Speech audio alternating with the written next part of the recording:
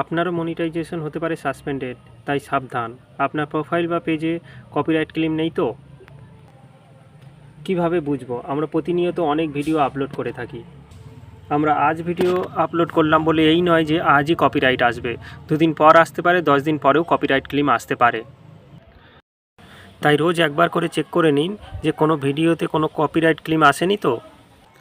আর প্রত্যেকটা ভিডিওতে গিয়ে চেক করা সম্ভব নয় যে কপিরাইট ক্লেম আসছে কি না।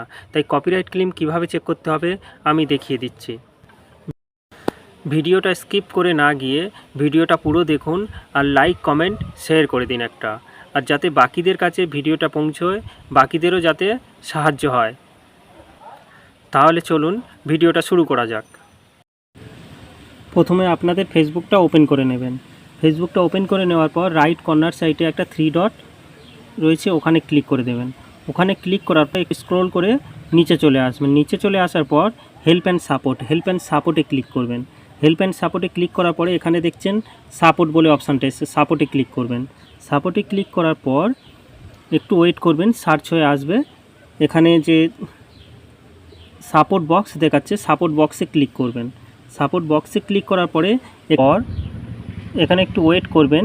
তারপর এখানে দেখিয়ে দেবে যে ইওর অ্যালার্টসের এখানে ক্লিক করবেন। করলে এখানে দেখিয়ে দেবে কোনো কপিরাইট ক্লেম আছে কি না। এখানে দেখাচ্ছে নো ভ্যালুয়েশন, আমার কোনো কপিরাইট ক্লেম নেই তাই দেখাচ্ছে না। আর এখানে আদার্স, এখানে যদি কোনো রকম কোনো প্রবলেম থাকে সে এখানে দেখিয়ে দেবে। এইভাবে চেক করে নিন প্রতিনিয়ত আপনাদের ভিডিওতে যে কোনো কপিরাইট ক্লেম আছে কি না। আর মনিটাইজেশন সাসপেন্ডেড কেন করা হয়, সেই কী কারণ আছে এর পরে ভিডিওতে জানিয়ে দেব।